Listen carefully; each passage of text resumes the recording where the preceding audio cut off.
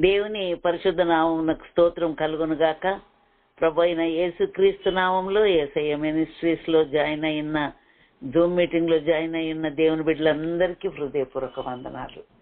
దేవుని బిడ్డలారా, నాకు ఇట్టి అవకాశాన్ని దేవుడు సానుకూలపరిచి ఇచ్చినందుకు దేవునికే మహిమ చెల్లిస్తూ ఉన్నాను. ఎందుకంటే మీరందరూ ఉన్నదేమో అమెరికాలో, నేనున్నదేమో ఇండియాలో. నా టైమింగ్స్ కు మీ టైమింగ్స్ సూట్ కాకపోవచ్చు. అందులో అమెరికాలో ఇయర్లీ ట్వైస్ టైమింగ్స్ చేంజ్ అవుతూ ఉంటవి. కనుక మొన్న ఆదివారమే టైమింగ్ చేంజ్ అయిందని చెప్తూ ఉన్నారు. అయితే ఈ కొత్త టైమింగ్ కు నేను అలవాటు కావడంలో కొంచెం తగ్గిద్దు అయినా కూడా మీరు నన్ను మన్నించి సమయాన్ని ఇచ్చి సమయానికి తగినట్టుగా మీరు అడ్జస్ట్ అయిపోయినందుకు, నన్ను కూడా అడ్జస్ట్ చేసినందుకు దేవాది దేవునికి వందనాలు చెల్లిస్తున్నాను. దేవుని బిడ్డలారా, 2024 సంవత్సరము మనము దేవుని దృష్టిలోను మానవుల దృష్టిలోనూ దయనుంది మంచి వారం అని అనిపించుకునే సంవత్సరము.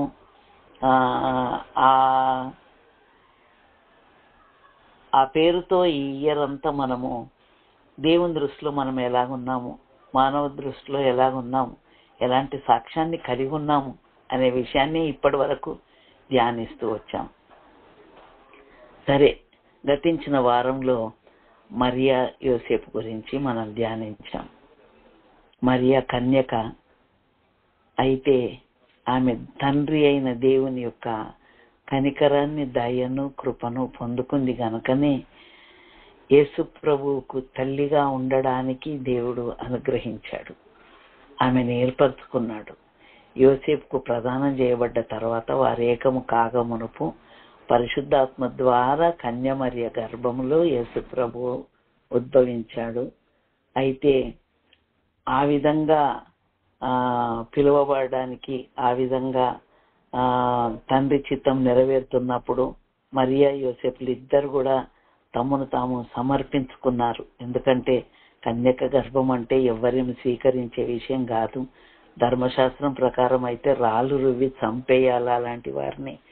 అయితే ఇదిగో ప్రభు దాసురాలను నీ చిత్తమే సిద్ధించను గాక అని తను తాను సమర్పించుకొని మరియా నిందలకు, దూషణలకు, అవమానానికి ఆమె ఒప్పుకొని ప్రభు చిత్తానికి సమర్పించుకుంది.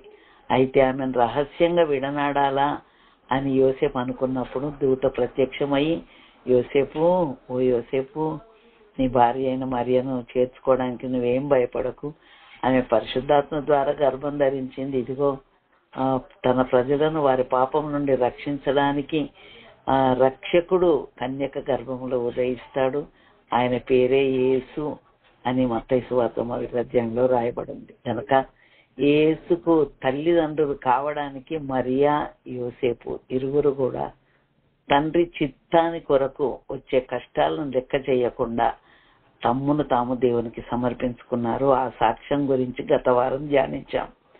ఈరోజు మరొక వ్యక్తి గురించి ధ్యానించుకోబోతున్నాం. ఈరోజు బోయాజ్ గురించి వాక్యాన్ని ధ్యానించాలని నేను ప్రేరేపింపబడ్డాను. సరే, దేవునికి స్తోత్రం. బైబిల్ గ్రంథంలో రూతు పుస్తకము స్త్రీ పేరు మీద ఉంది. ఈ రూతు పుస్తకంలో 4 అధ్యాయాలు ఉన్నాయి. పరిశుద్ధ బైబిల్ గ్రంథంలో 2 పుస్తకాలు స్త్రీల పేరు మీద ఉన్నాయి. ఒకటి రూతు, ఇంకొకటి ఎస్తేర్. సరే, రూతు పుస్తకంలో రూతు యొక్క జీవితం గురించి రాయబడింది. రూతుతో పాటు ముడిపడి ఉన్న వ్యక్తుల గురించి కూడా రాయబడింది. నిజానికి బెత్లెహేం అనే స్థలము, దేవుని రొట్టెల ఇల్లు అనే స్థలములో నయోమి, ఎలీమెలకు అనే వ్యక్తులు భార్యాభర్తలు. వారు నివసించేవారు. వారికి 2 కుమారులు, మహ్లోను, కిల్యోను. అయితే వారిని తీసుకొని కుటుంబం అంతా మోయాబులో ఆహారం సమృద్ధిగా ఉంది అని విని బెత్లెహేము రొట్టెల ఇల్లును విడిచిపెట్టి మోయాబుకు పచ్చగా ఉందని వెళ్ళిపోయి అక్కడ ఎలీమెలకు చనిపోయాడు, మహ్లోను, కిల్యోను కూడా చనిపోయారు. మహ్లోను, కిల్యోనులకు మోయాబు స్త్రీలను పెళ్లి చేశారు. వారే రూతు, ఓర్ప. సరే, ఓర్ప, రూతు. ఎలిమెలకు, మహ్లోను, కిల్యోను ముగ్గురు చనిపోయినాక నయోమి, ఓర్పా, రూతు ముగ్గురు స్త్రీలు భర్తలు లేని వారుగా విధవరాలుగా మిగిలిపోయారు. అయితే రూతు మోడుబారిపోయిన జీవితం కలిగి ఉంది, కానీ ఆమె జీవితాన్ని దేవుడు ఎలాగూ త్రిప్పాడు, మలుపు ఎలాగూ మరిచాడు అనే విషయంలో బోయాజు పాత్ర ఎంతో ఉంది.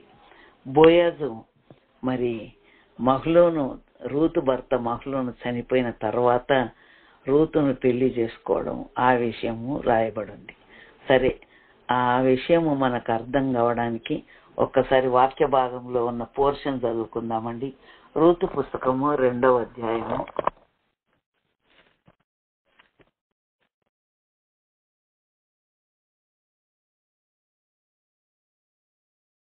రూతు పుస్తకము 2వ అధ్యాయము 1 నుంచి 9 వచనాలు చదువుతాం.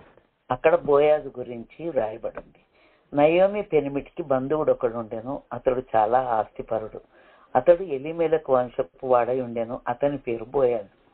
మోయాబీయురాలైన రూతు, నీ సెలవైన ఏళ్ల నేను పొలంలోనికి పోయి ఎవని కటాక్షం పొందగలనో వాని వెనక పరిగే ఏరుకొందనని నయోమితో చెప్పగా, ఆమె, నా కుమారి పొమ్మనెను.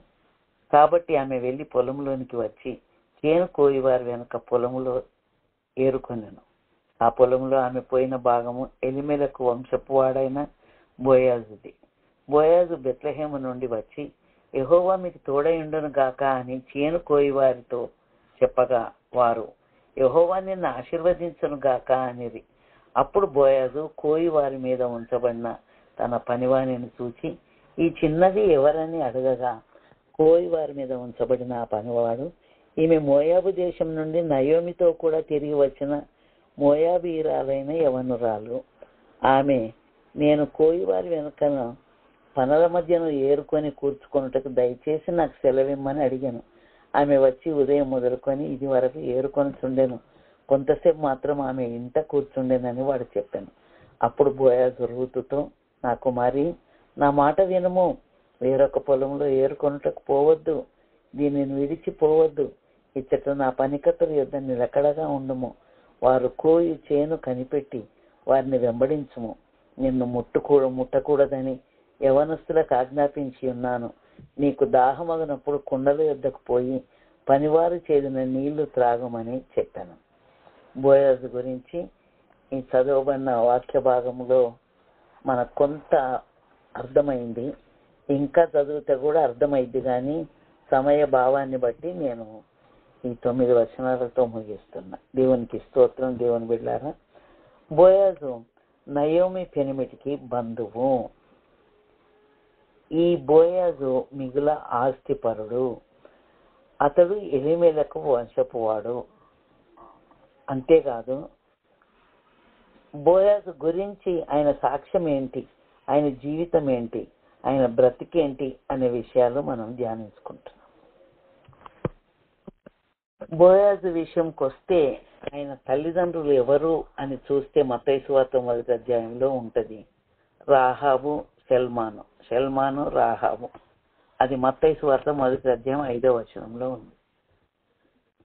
అంతేకాదు, అబ్రహాము కుమారుడైన యేసుక్రీస్తు వంశావళి అని ఆ మత్తయి సువార్త 1వ అధ్యాయం 1వ వచనంలో రాయబడి ఉంటుంది. అబ్రహాము కుమారుడైన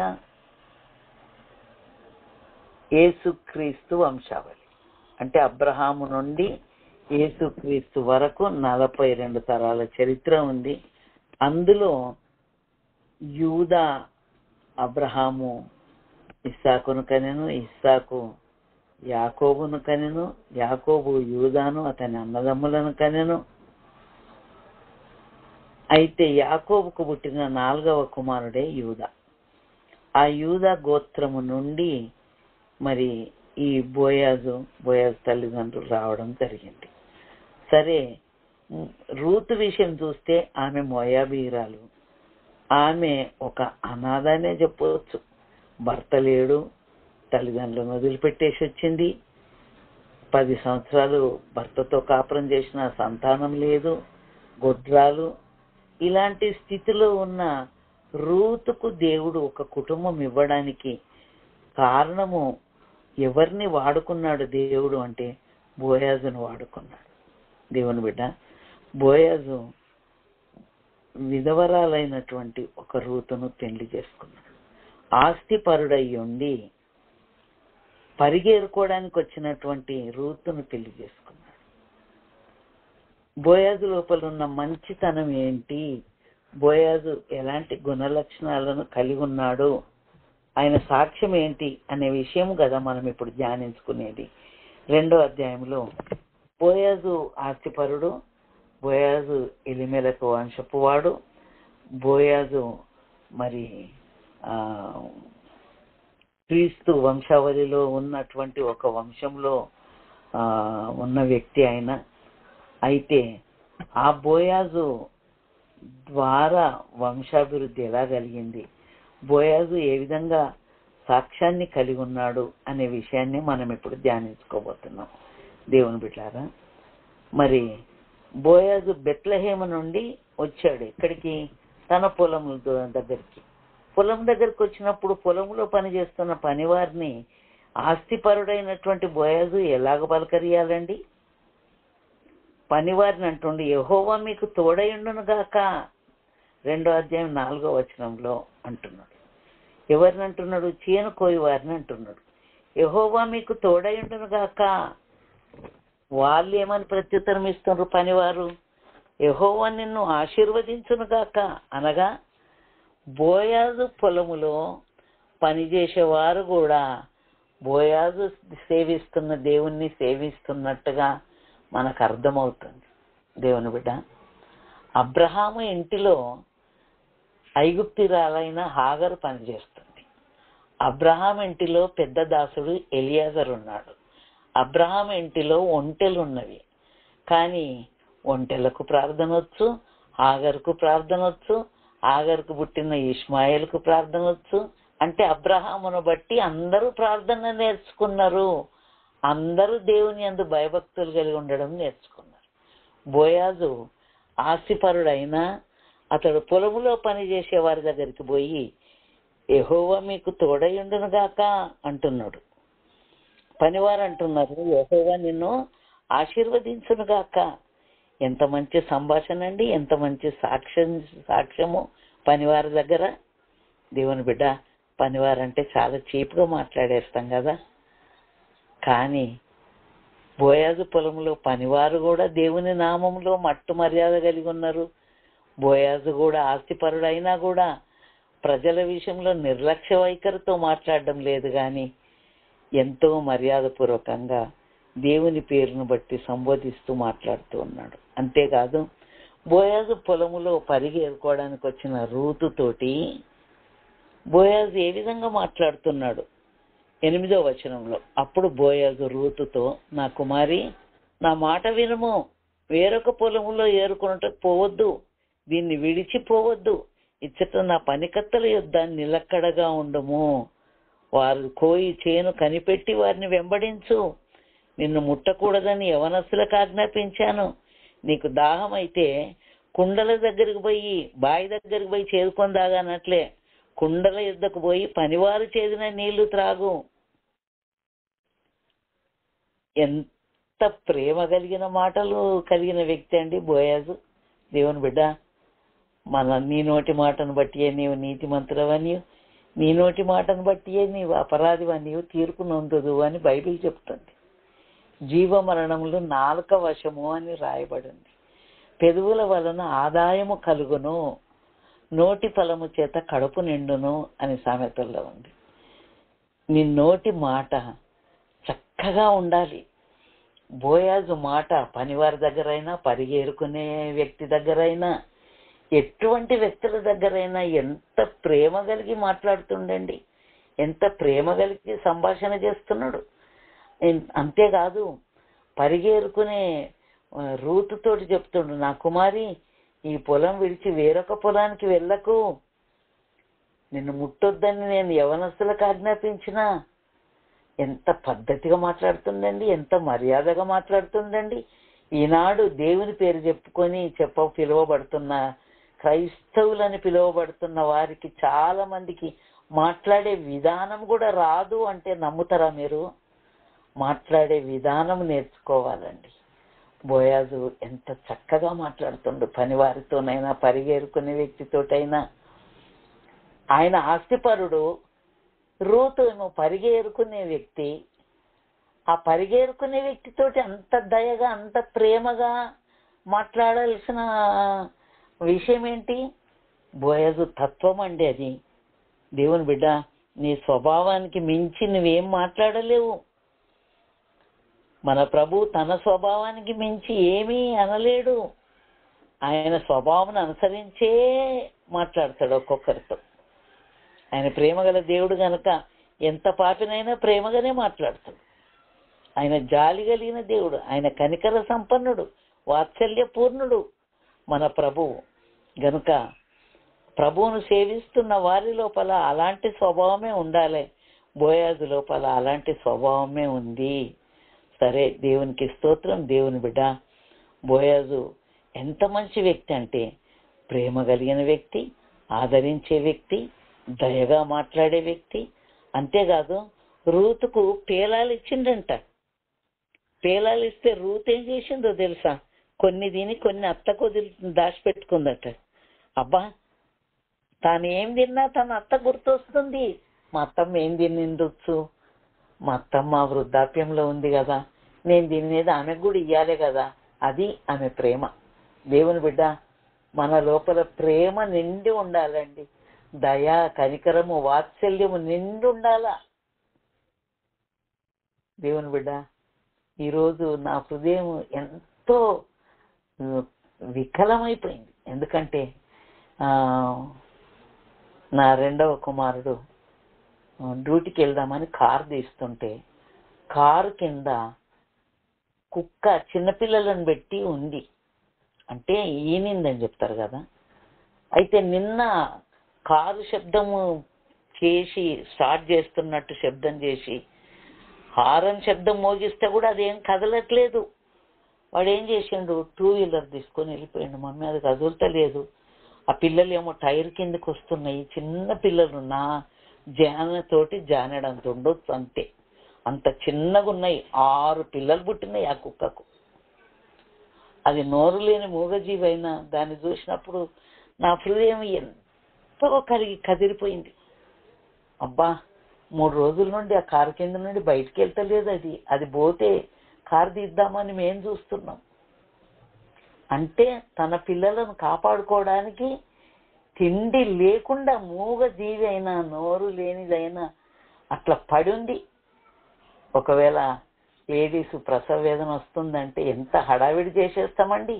డాక్టర్ దగ్గర పోవాలా, తోడు తల్లి కానీ అత్త కానీ ఆడబిడ్డలు కానీ ఈ స్త్రీలు ఎవరో ఒకరు ఉండాలా. కానీ ఆ నోరు లేని మూగజీవికి ఏదీ లేదు. ఆ వేదన అంతా అదే పడాలా, ఆ పిల్లలను అదే కాపాడుకోవాలా. అది కదలకుండా నోరు వంచేసి తిండి లేకుండా అట్లనే బయట నుండి చూస్తూ ఉంటే నేను దాన్ని చూసి చాలాసేపు, ఒకటి ఏదో వేరే బస్తి కుక్కొచ్చి నిలబడితే అరిసి దాన్ని ఎల్లగొట్టే వరకు అరిసింది. అది విన్నరండి. నేనే ఇంత వాత్సల్యత వాటి లోపల ఉంటుందని నేను అనుకోలే. ఒక్కసారి కర్నూలు వెళ్తున్నా నేను, అది కూడా పొద్దున్నే ఎర్లీ మార్నింగ్ వెళ్తున్నా. 5 hours జర్నీ అని పొద్దున్నే 6 గంటలకు మేము బయలుదేరినాం. 10:30, 11 గంటలకల్లా అక్కడ జరిగే మ్యారేజ్లో పాల్గొనాలని వెళ్తుంటే మా రామ్నగర్ చౌరస్తల్ని ఒక కుక్క కారు, మా ముందు వెళ్తున్న కారుకు ఢీ కొట్టిండ్రో ఏమైందో కానీ అది అక్కడనే పడి ఇట్లా చుట్టూ తిరుగుతుంటే మనుషులు ఎవరు వస్తలేరు కానీ మేము కూడా వస్తలేము కారు దిగి. కానీ వేరే కుక్కొచ్చి దానితో పాటు దాని ప్రేమను తెలియజేస్తుంది. దాని బాధలో నాలుకతో దాన్ని తడుముతా ఉంది. అబ్బా, ఎంత వాత్సల్యత! నేను అది చూసి కళ్ళల్లో నీళ్లు పెట్టుకున్నానండి. మీరు నమ్ముతారా? అబ్బా, నోరు లేని మూగ జీవులని ఎంత ప్రేమగా ఉన్నాయి ప్రభువా. మనుషులమైన మాకు లేదు కదా నాయన అంత ప్రేమ. దానికి కష్టం వస్తే ఎక్కడి నుండో వచ్చింది దాని స్వభావం లాంటి జంతువు. మేమేమో మనుషులమై ఉండి మేము కదలలేకపోతున్నామే. దేవుని బిడ్డ, మనం అనుకుంటాం ఆ జంతువులది ఏముందిలే, కానీ వాటికి ఉన్న విశ్వాసము లేకపోతే వాటికి ఉన్నటువంటి పద్ధతులు మనకు లేవేమో. సరే, ఏది ఏమైనా బోయాజుకు రూతు మీద చాలా ప్రేమ కలిగి, అమ్మా ఇదిగో పనులు చేసిన నీళ్లు తాగు, నిన్నెవ్వరు ముట్టుకోవద్దని నేను అందరికీ చెప్పేసిన, ఇదిగో ఈ పేలాలు తిను, నీవు సర్వశక్తులకు యెహోవా చేతి క్రింద రెక్కల క్రింద సురక్షితంగా ఉండడానికి వచ్చినావు, దేవుడే నీకు బహుమానం ఇస్తాడు అని ఎన్ని మాట్లాడిండండి బోయజ్. అప్పుడు రూత్ అంటుంది, 13వ వచనం చదువుతున్నా, అందుకు ఆమె, నా ఏలినవాడా, నేను నీ పనికత్తెల్లో ఒకదానను కాకపోయినను నీవు నన్ను ఆదరించి నీ దాసరాలు నాకు నాయందు ప్రేమ కలిగి మాట్లాడుతీవి గనుక నా ఎడల నీ కటాక్షము కలగనిమ్మని చెప్పాను. దేవునికి స్తోత్రం. దేవుని బిడ్డ, బోయాజు ఆదరించే వ్యక్తి, కటాక్షం కలిగిన వ్యక్తి, ప్రేమ కలిగిన వ్యక్తి, పరిగేరుకునే స్త్రీని ప్రోత్సహించి మాట్లాడుతున్నాడు. పనివారితోటి దయగా మర్యాదగా మాట్లాడుతూ ఉన్నాడు సంబోధించడంలో. అంతేకాదు, ఆమె తన ఇంటికి వెళ్తున్నప్పుడు మరి ఆమెకు ధాన్యం ఇచ్చి కూడా పంపిస్తూ ఉన్నాడు. అంటే బోయజ్ ఎంత మంచి లక్షణం. ఇంటికి పోయిన తర్వాత రూతును తన అత్త అడుగుతుంది, నయోమి, అమ్మా ఈ దినం మరి ఏ విధంగా పని జరిగింది, నేడు ఎవరి దగ్గర పని చేసినావు నువ్వు అని అడుగుతా ఉంది. అప్పుడు 2వ అధ్యాయం 20వ వచనం, రూతు చెప్పిందంతా విని నయోమి అంటుంది, బ్రతికి ఉన్న వారికి చచ్చిన వారికి ఉపకారము చేయటం మానని ఇతడు యెహోవా చేత ఆశీర్వదింపబడుగాక. దేవునికి స్తోత్రం. దేవుని బిడ్డారా, చచ్చిన వారికి బ్రతికిన వారికి ఉపకారం చేసే మనస్తత్వం కలిగిన వ్యక్తే బోయాజు. బ్రతికున్న వారికి దయ చూపిస్తున్నాడు, చచ్చిన వారికి కూడా దయ చూపిస్తూ ఉన్నాడు, ఉపకారం చేస్తున్నాడు. మనల్ని విడిపింపగల వ్యక్తి ఆయన అని చెప్తుంది రూతుకు. దేవుని బిడ్డ, బోయాజు చచ్చిన వారికి బ్రతికున్న వారికి ఉపకారం చేసే వ్యక్తి, దేవుని చేత ఆశీర్వదింపబడిన వ్యక్తి. అంతేకాదు, నయోమి తన కోడలైన రూతుతో చెప్తుంది, అమ్మా ఇదిగో బోయాజు కళ్ళం దగ్గరికి వస్తాడు, ధాన్యం తూర్పారబట్టిస్తాడు, అయితే నీవు అతనికి కనబడకుండా మరుగునుండు, అతను నిద్రపోయినప్పుడు నీవు వెళ్ళి కాళ్ళ దగ్గర నువ్వు పడుకో, నువ్వెవరు అని అడిగితే నీ దాసురాలైన రూతునని చెప్పు. అన్ని నేర్పించి బోధించి పంపించింది నయోమి. 3వ అధ్యాయంలో ఉంటుంది, మీరు చూసుకోవచ్చు. సరే, మధ్యరాత్రి అతడు ఉలిక్కిపడి చూసినప్పుడు అంట కాళ్ళ యొద్ద పండుకొని ఉందట. నీవెవరవు అని అడగగా ఆమె, నేను రూతు అను నీ దాసరాల్ని, నీవు నాకు సమీప బంధువుడవు కనుక నీ దాసరాల మీద నీ కొంగు కప్పుమనగా అతడు, నా కుమారి, యెహోవా చేత నీవు దీవెన నొందిన దానవు, కొద్దివారినే గాని గొప్పవారినే గాని యవనస్తులను నీవు వెంబడింపక ఎండుట వలన నీ మునుపటి సత్ప్రవర్తన కంటే వెనకటి సత్ప్రవర్తన మరీ ఎక్కువైనది. కాబట్టి నా కుమారి, భయపడకు, నీవు చెప్పినదంతయు నీకు చేసేదను, నీవు యోగ్యురాలవని నా జనులందరూ ఎరుగుదురు. అర్ధరాత్రి ఒక స్త్రీ బోయాజు పాదాల దగ్గర పడి ఉంటే ఎంత మర్యాదగా, ఎంత పద్ధతిగా మాట్లాడుతుండండి. నువ్వు యోగ్యురాలవని ఎదుటి స్త్రీని పొగుడుతున్నాడు, నీవు నీ ప్రవర్తనను కాపాడుకున్నావని చెప్తున్నాడు. సరే, 4వ అధ్యాయంలో పురద్వారం దగ్గర కూర్చొని ఆ బోయాజుకు సమీప బంధువుడైన ఆయనతోటి మాట్లాడుతున్నాడు. ఏమని? ఇదిగో నీవు విడిపించగలవాడవు, నీవే నాకంటే సమీప బంధువుడవు కనుక నీవు విడిపించు, ఒకవేళ నీవు విడిపించకపోతే నేను విడిపిస్తా అని చెప్తున్నాడు. అంటే ఎంత కరెక్ట్గా నియమ ప్రకారంగా పద్ధతి ప్రకారంగా మాట్లాడుతుందండి. ధర్మశాస్త్రంలో ఏమని చెప్పబడి ఉందో తెలుసా? ఒక వ్యక్తికి భార్య బ్రతికుండి భర్త చనిపోతే అతని తమ్ముడు, అతని సహోదరుడు ఆమెను పెళ్లి చేసుకొని అన్న వంశాన్ని నిలబెట్టాలి.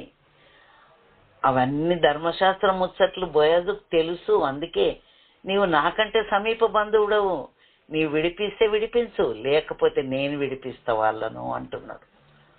అంటే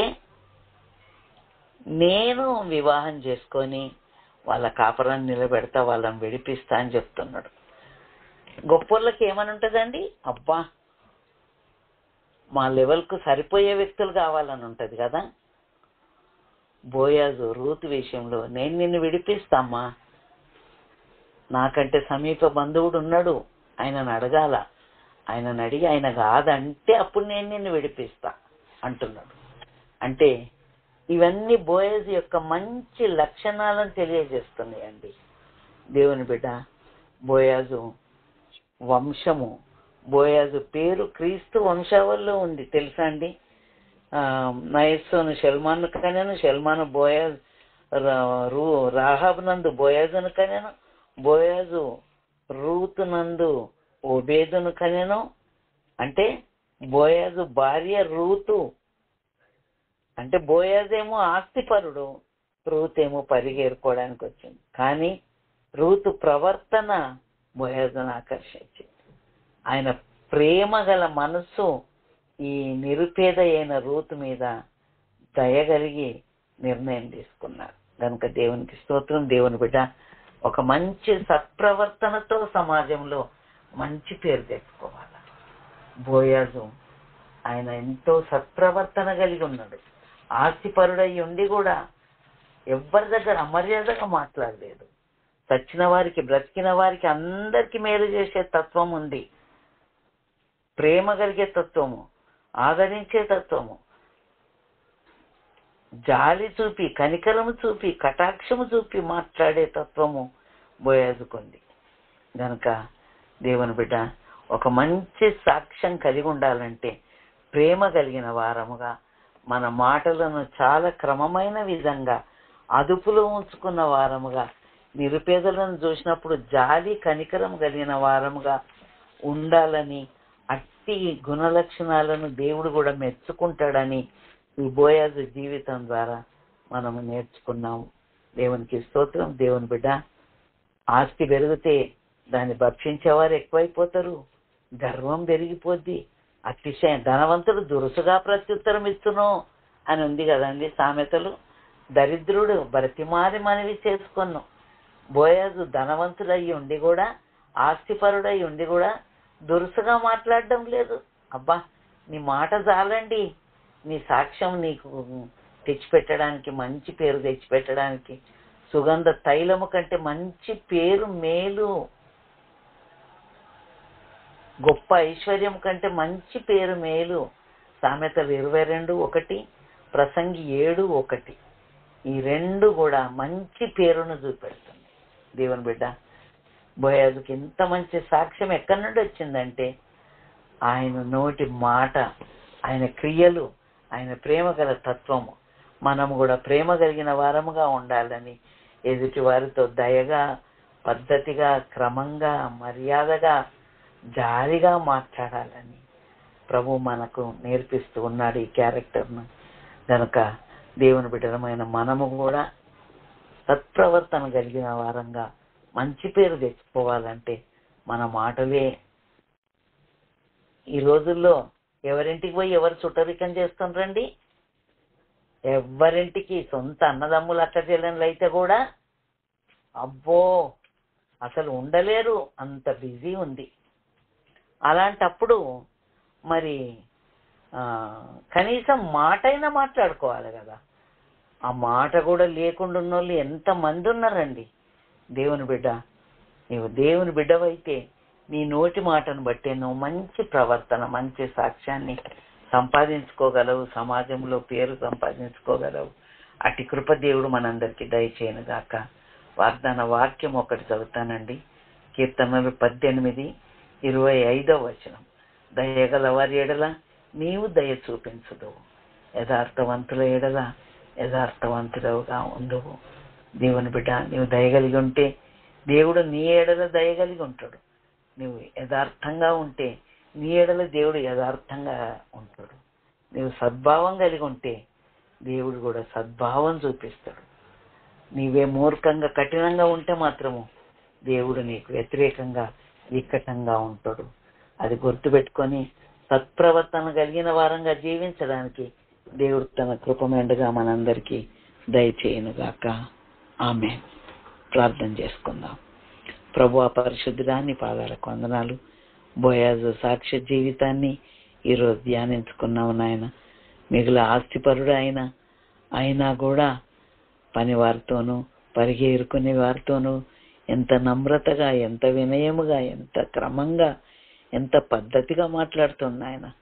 యెహోవా నిన్ను ఆశీర్వదించునుగాక, యెహోవా నీకు తోడయుండునుగాక, యెహోవా రెక్కల క్రింద నీవు సురక్షితంగా ఉండడానికి వచ్చావు, యెహోవా నీకు సంపూర్ణమైన బహుమానం ఇచ్చును. ప్రతి మాటకు దేవుని పేరు ఎత్తుతుండు నాయన. బోయాజు మా జీవితంలో నీ పేరు ఎత్తుకోవాలి నాయన. నీ పేరును స్మరిస్తూ ఉండాలి నాయన. దేవా, మా ప్రవర్తన అనేది మాకు మంచి పేరుని తెస్తుంది. మా ప్రవర్తన ఎక్కువ శాతం మా నోటి మీద ఆధారపడి ఉంటుంది గనుక నాయన, మేము దయగల వారమై నీ దయను పొందుకోవడానికి సహాయం చేయి ప్రభువా. తండ్రి, నీకు స్తోత్రములు అయ్యా. ఈ వాక్యం విన్న ప్రతి ఒక్కరితో మాట్లాడండి నాయన. దయగల వారమై ఉండడానికి సహాయము చేయండి ప్రభువా. కనికర పూర్ణులమై ఉండడానికి సహాయము చేయి నాయన. నీ ప్రేమ, నీ స్వభావం మాలో ఉంచు ప్రభువా. ఈ వాక్యం విన్న ప్రతి బిడ్డను కూడా మీరు దీవించు నాయన. నీవెంత ప్రేమించావంటే ప్రాణమును పెట్టి అంతగా మమ్మల్ని ప్రేమించావు ప్రభువా. నీ ప్రేమని మేము కలిగి ఉండడానికి సహాయము చేయమని, ప్రతి బిడ్డను దీవించమని యేసు నామమున ప్రార్థిస్తూ ఉన్నాను కన్న తండ్రి. ఆమేన్. తండ్రి అయిన దేవుని ప్రేమయు, ప్రభు అయిన యేసుక్రీస్తు కృపయు, పరిశుద్ధాత్మ దేవుని నిత్య సమాధానము, సహవాసము, ఆదరణ, కాపుదల ఆయన సన్నిధిలో తలవంచిన బిడ్డలకు, సకల పరిశుద్ధులకు నిత్యము తోడైండి నడిపించునుగాక. ఆమేన్.